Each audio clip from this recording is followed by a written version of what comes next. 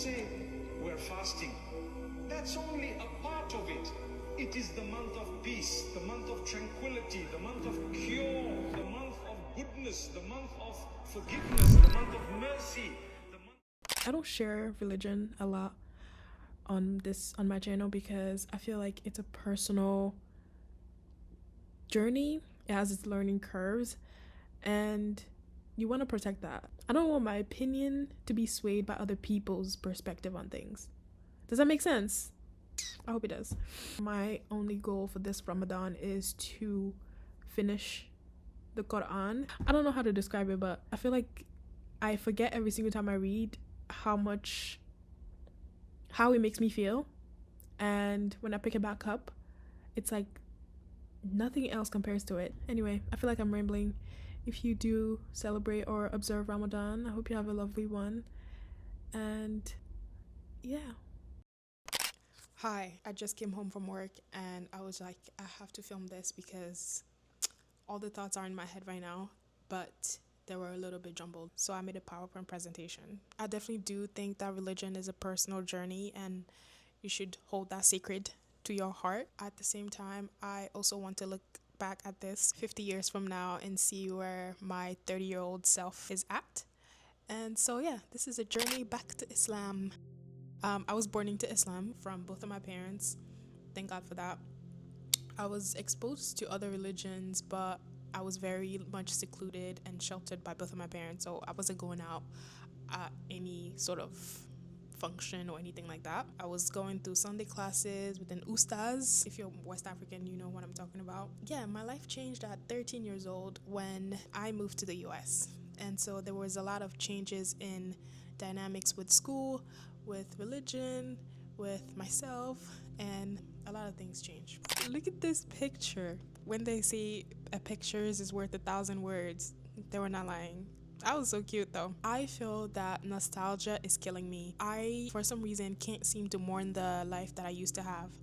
And I see myself as like, okay, if I was still living in the Ivory Coast with the same people that I went to kindergarten with and the same family members around, I would not have been as open-minded as I am. I'm so grateful to be in this environment now and just to have the people that I have around me now that are challenging me in ways that I could never expect. So I'm very thankful, but I'm still wishful thinking at times. This life here that I'm in now comes with this growing pains. For some reason, even though I am going through things like challenges and I am coming out on top, I still have a weird emotional attachment to a version of myself that does not exist anymore. And I think that's the source of my suffering. There's this lady, very powerful, knowledgeable lady. Her name is Yasmin Mugahed. She describes false attachment as things that we fear losing, almost to a pathological extent. It is something that if we even sense is drifting away, we would desperately pursue.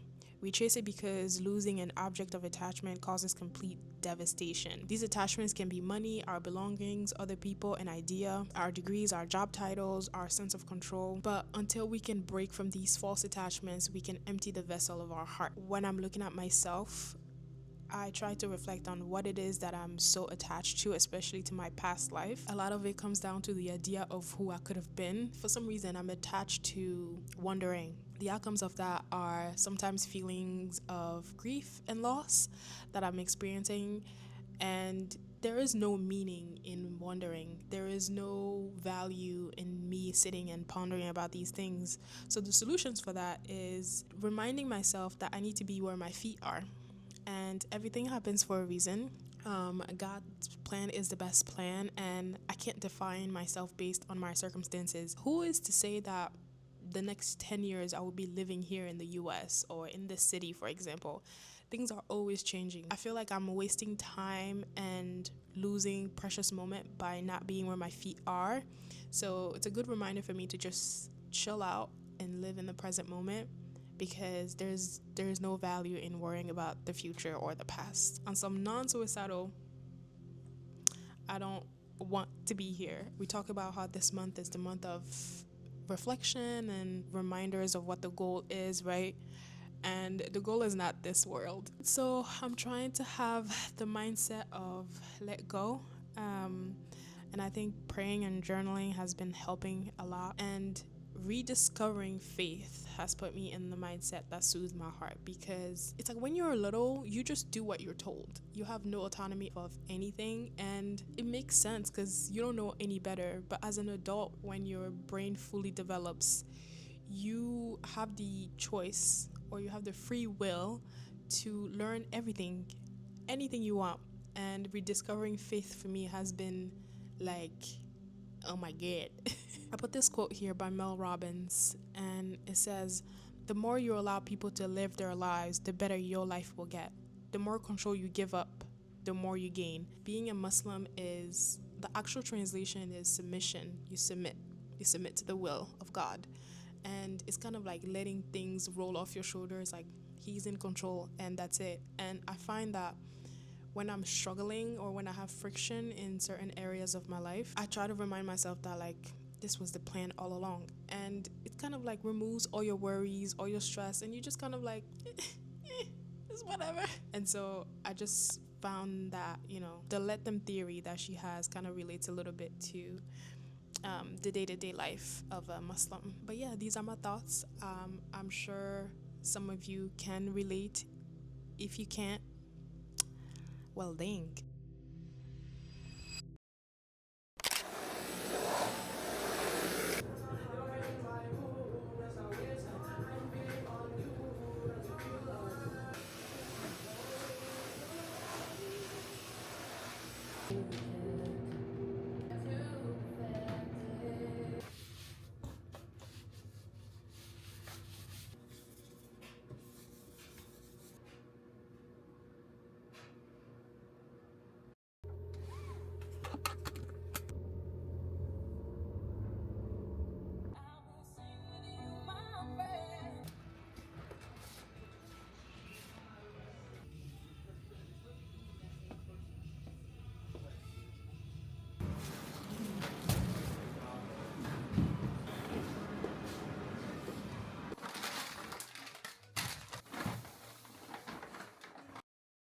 Okay, so in today's episode of What Am I Cooking? Let me tell you something. I've been loving this overnight oats recipe because it is so packed with all the good things and it keeps me full. So I'm prepping this for the next 3 days and I want to show you what I make. These are my ingredients, very simple, and I got these 3 mason jars from Amazon. You came in a pack of 3, so that's fantastic. Let me show you what I do. I'm also using Chobani Zero Sugar Yogurt, but strawberry cheesecake. It's like a little flavor, and this has 12 grams of protein in it. Love that. I put 1 cup entire yogurt into the jar.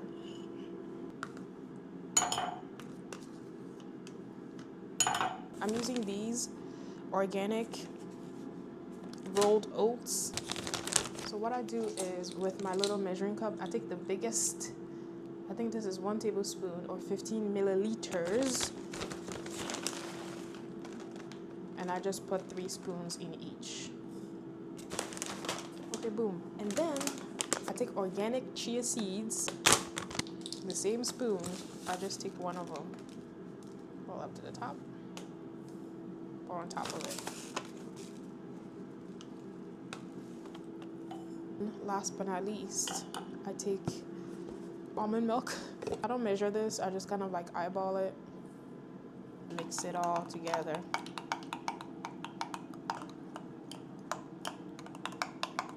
So it needs to be in the fridge for like 12 hours. I think that's what they said. But then when I take it out in the morning, I put crushed almonds on top and a scoop of honey. But yeah, so that's my overnight oats recipe. See you in the morning, we're gonna try it out. Drink it up, so good. Okay.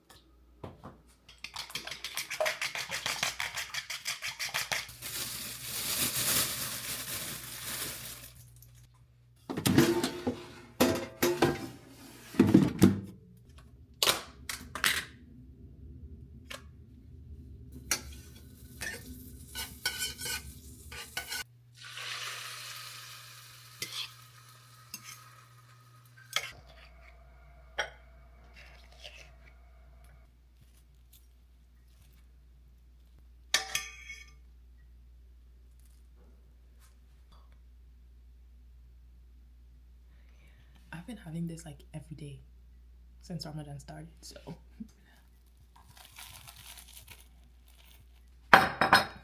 So I just made a small coffee. I'm gonna have that, and then when I'm done, I'm gonna have like maybe half of these overnight oats that I made.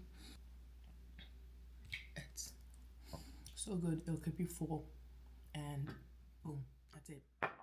Hey Alexa, turn on living room lights. Okay.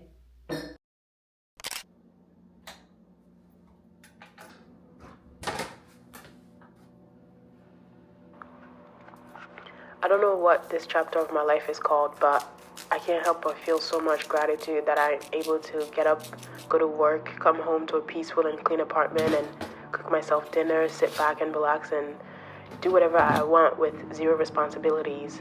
Some people might find that sad, but the one thing we're not guaranteed in this life is time. And while I do have the time to live this life, I want to enjoy every second of it. So yeah, super grateful.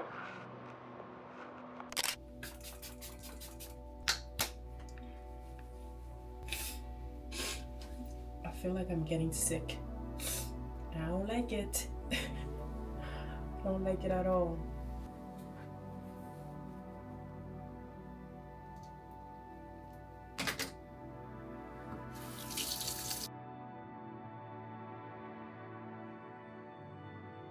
ومن معه في الفلك المشحون ثم أغرقنا بعد الباقين.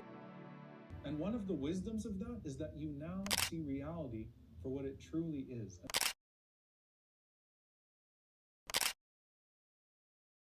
Bro, we had daylight savings yesterday. Why did I mess me up so bad? It's literally just 1 hour, but the fact that we're breaking our fast at 7 p.m. instead of 6, it's throwing me all the way off. Like, I feel like usually I'm like power throwing. I was like, okay, around 4 or 5 o'clock, I'm like, I'm feeling a little weak, a little lightheaded. That's the anemic in me.